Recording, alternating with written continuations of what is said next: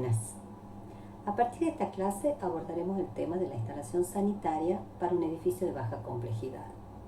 Las instalaciones sanitarias cumplen la función fundamental de proteger la salud de la población. Justamente sanitaria viene de sanidad, de salud. O sea, que al dotar de agua potable y eliminar de los edificios las aguas servidas, las instalaciones están preservando la salud de los individuos. Podemos decir que dentro de la historia de la humanidad y de la arquitectura, las instalaciones son recientes, dado que recién se incorporaron formalmente a los edificios a partir del siglo XIX. En realidad hay muestras que existieron algunas instalaciones en civilizaciones antiguas. Por ejemplo, se han encontrado vestigios que demostraron que alrededor del año 1500 a.C., algunas viviendas egipcias tenían abastecimiento de agua. También entre los años 200 a.C. y el 500 después de Cristo, los romanos desarrollaron sistemas que permitieron llevar agua a las ciudades a través de acueductos y abastecer a los baños y a los balnearios públicos que construyeron. Estas instalaciones fueron destruidas por las invasiones bárbaras en el año 500 después de Cristo. Y desde ese momento hasta fines de la Edad Media, los baños y la higiene en general fueron desconocidos y poco apreciados. Recién, desde mediados del siglo XIX, cuando grandes epidemias mataron a prácticamente la tercera parte de la población de Europa, recién se empezó a reconocer que las medidas de higiene son prioritarias para prevenir las enfermedades. Y desde entonces se empezaron a desarrollar sistemas para la construcción de instalaciones sanitarias, tanto privadas como públicas. A partir de allí, la industria y la tecnología relacionadas con el tema fueron avanzando notablemente. Desde el retrete al aire libre, fuera de la vivienda, fuera del edificio, que era vigente a fines de 1800, se fue progresando en los materiales, en las tecnologías, de los artefactos, de las cañerías, en los accesorios, y se fue variando tanto en los aspectos técnicos como en los estéticos. Y fundamentalmente ha habido un gran cambio en las características de los locales sanitarios y sobre todo en el lugar que ocupan dentro de una vivienda, tal como lo estamos viendo en estas imágenes.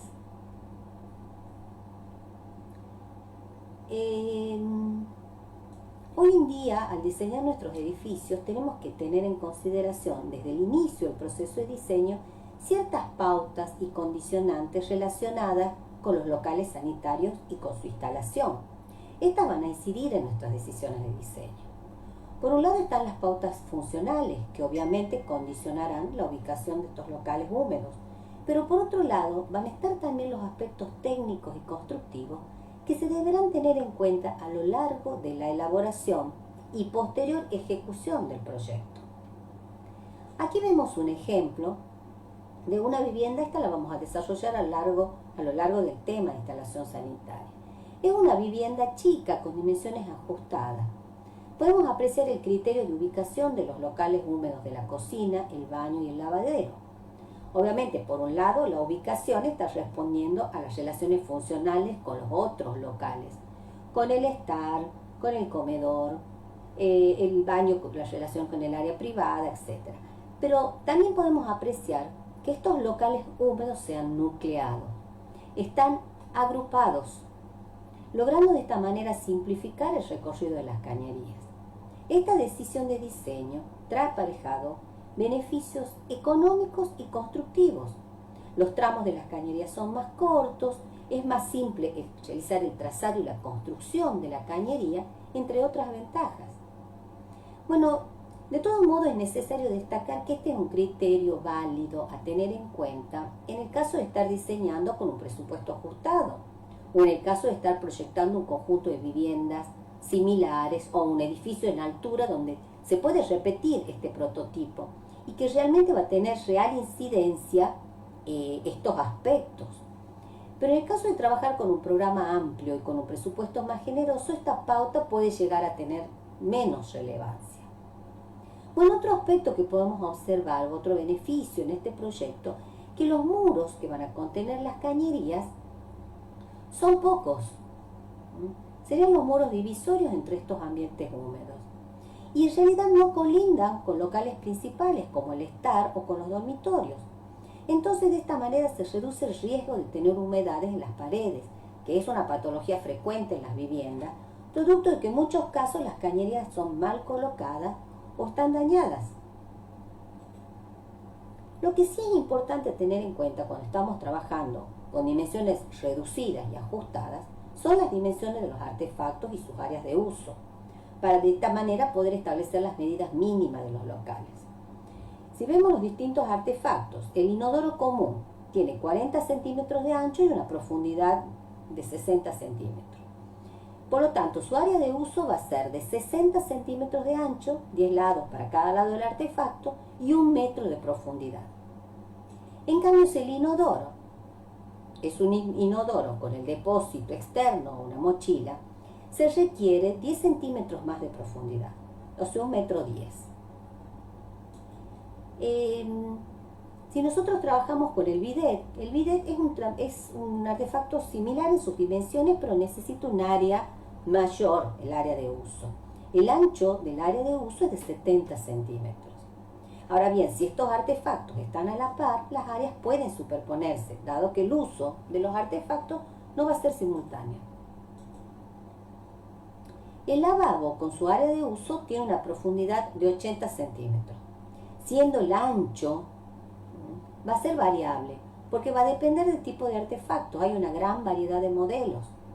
Pero también si hablamos de una bacha que está sobre una mesada de apoyo, ¿sí? Vamos a necesitar un ancho mínimo del artefacto de 40 a 50 centímetros, a lo cual le tendremos que sumar el área de uso, y vendría a ser una profundidad y un ancho mínimo de 50 a 70 centímetros.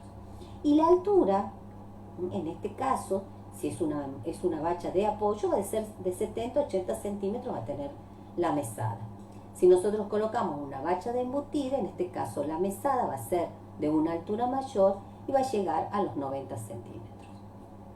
La bañera es un artefacto de variadas dimensiones que pueden oscilar entre 1 a 1,70 metros, a 1,80 metros y con una profundidad de 70 centímetros. Lo cierto es que conociendo estas áreas mínimas de uso, podemos determinar las dimensiones mínimas de un baño completo. En el caso de tener los artefactos enfrentados con un ancho de 1,60 metros y una longitud de 2,10, podemos ubicar los distintos componentes: lavabo, bidet, inodoro y bañera. Y estas dimensiones nos van a posibilitar armar de diferente manera el local, según sea la ubicación de la puerta de acceso, por ejemplo. Y en el caso de colocar una mesada corrida, como en el ejemplo que vimos anteriormente, vamos a necesitar aumentar 30 centímetros en su longitud. Entonces nos vamos a extender a 2,40 metros por una profundidad de 1,60. Ahora, si los artefactos están alineados en hilera, vamos a poder disminuir el ancho del baño a 1,35. Y en este caso, con una longitud mínima de 2,50, vamos a poder ubicar a todos los artefactos. Si nosotros podemos agregar 30 centímetros más, vamos a poder compartimentar el baño y tener un área del lavabo y luego con los y la otra área con el resto de los artefactos. Entonces, en ese caso tendríamos una dimensión de 2,80 de longitud y un ancho de 1,35 metros. En el diseño de la cocina tenemos que tener en cuenta la ubicación de la pileta de cocina, definir las áreas próximas a las mismas. Entonces la pileta de cocina básicamente hay que prever tener un área de 50 centímetros para un lado, para poner los utensilios y elementos limpios, y de 60 a 90 centímetros para el otro lado, para ubicar los elementos sucios. Y también, si está próximo a la pileta de cocina, no debe estar a una distancia menor a 50 centímetros. Podemos hablar de un triángulo de trabajo que se forma entre la heladera, la pileta de cocina y la cocina. Este triángulo no debe tener ninguno de sus lados menor a 1,20 metros, ni debe ser mayor a 2,70. Y la suma de sus tres lados no debe ser mayor a 8 metros. Tener en consideración estas relaciones nos va a permitir diseñar cocinas funcionales con cualquiera sea la distribución de los artefactos y de la mesada, ya sea en U, en L o distribución en paralelo. Lo cierto es que estos conceptos básicos nos van a servir para ubicar los componentes de la instalación y hay que tenerlos en cuenta desde el inicio del diseño. No obstante, hoy en día las características y la funcionalidad de estos locales han variado y se deberá fundamentalmente adaptar a las formas de vida y al uso del usuario. Inclusive en muchos casos se incorporan y se vinculan e integran las cocinas al estar, la cocina al comedor, el dormitorio, algunos sectores de los baños, etc. Lo cierto es que, como dije anteriormente, debemos saber en nuestros diseños adaptarnos a las formas de vida y de uso y de los usuarios. Pero necesitamos llegar a conocer los diferentes artefactos, cómo son las cañerías, los accesorios, las normativas y los criterios para poder realizar adecuados proyectos de nuestra instalación sanitaria, que es el objetivo básico de esta unidad temática. Dijimos que dentro de las funciones de la instalación sanitaria, la función básica es la de preservar la salud, pero podemos definir diferentes objetivos dentro de la misma. Por un lado, el objetivo uno de los objetivos es dotar de agua potable en cantidad y calidad. Será encargado de ella el sistema de provisión de agua potable. Otro de los objetivos es alejar las aguas servidas y los líquidos residuales, que será el encargado de los desagües locales de cumplir con dicho objetivo. Eliminar los gases producidos por la fermentación de los efluentes, se encargarán las ventilaciones, y finalmente el sistema de desagües pluviales se encargará de facilitar el escurrimiento de las aguas de lluvia. En esta clase vamos a ver el primer grupo, el grupo encargado de proveer de agua potable a una vivienda. Deberíamos empezar este tema con el proceso de captación del agua. En realidad el agua sufre un largo proceso desde que es captado hasta que llega a nuestra casa. El tipo de captación puede ser de distintas formas. Entre las más frecuentes en nuestra provincia está la captación superficial, que es en donde se recoge el agua de los cursos superficiales de ríos y diques, y por otro lado está la captación subterránea, que consiste en perforaciones profundas que captan el agua de las napas. Una vez que se extrae el agua, esta debe ser sometida a un proceso de potabilización.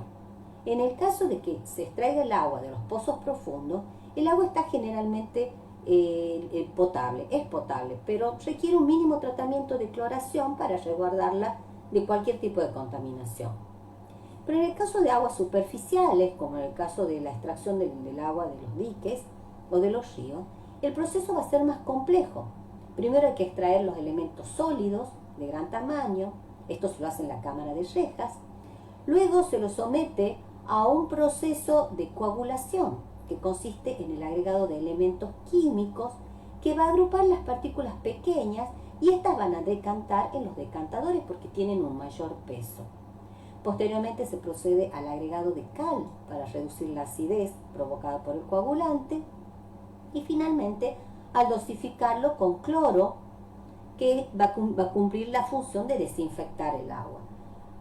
Una vez esto se lo filtra a través de un lecho compuesto por varias capas de arena y finalmente el agua se va a depositar en los tanques elevados, que son grandes tanques que cumplen una doble función. Por un lado mantienen el agua en reserva, pero por otro lado, al estar elevado, le van a otorgar al agua la presión suficiente para su circulación a través de la cañería y para que llegue a nuestra casa con la suficiente presión para su utilización. Para entender entonces de qué manera el agua circula y llega a las viviendas con esta suficiente presión, vamos a ver algunos conceptos que ya vimos seguramente desde hace muchos años. Primeramente, ¿qué es presión? Recordemos que presión en una superficie es el cociente entre la fuerza que actúa sobre una superficie y el área de dicha superficie. Presión igual a fuerza sobre superficie. Ahora, si analizamos la presión en el seno de un líquido y reemplazamos, presión va a ser igual a fuerza sobre superficie, La fuerza, en este caso, va a ser igual al peso del líquido.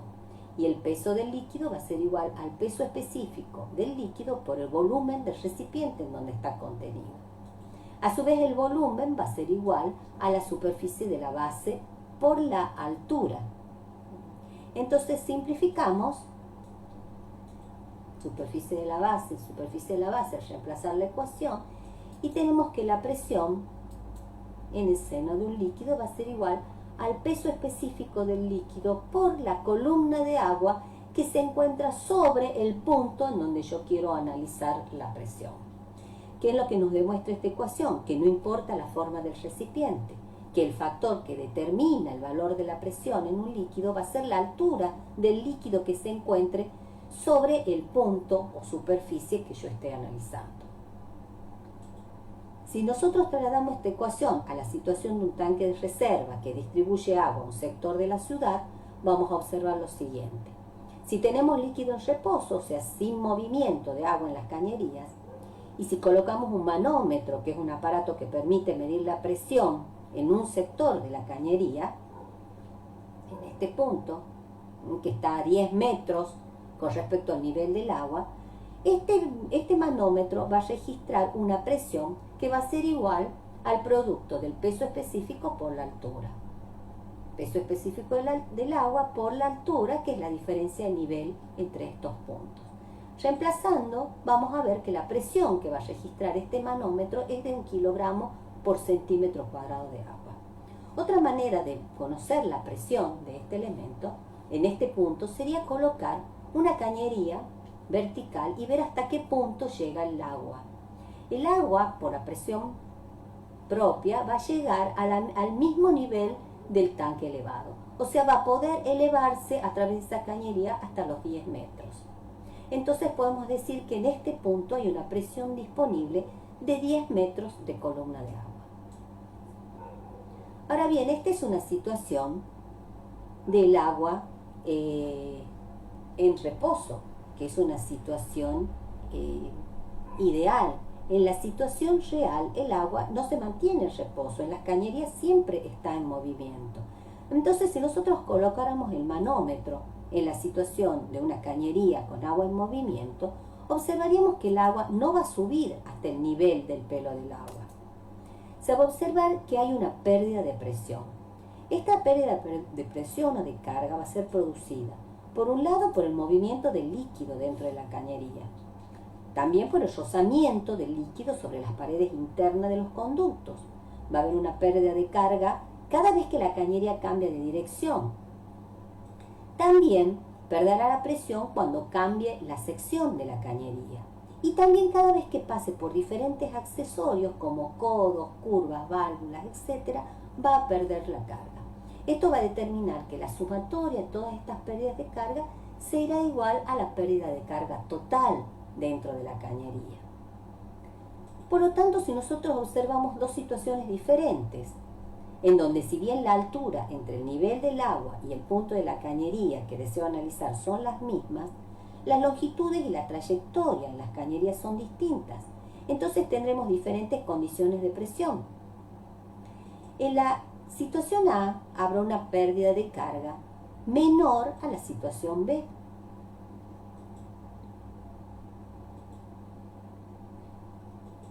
¿Por qué? Porque en la situación B la longitud de la cañería y los cambios de dirección y de sección son mayores.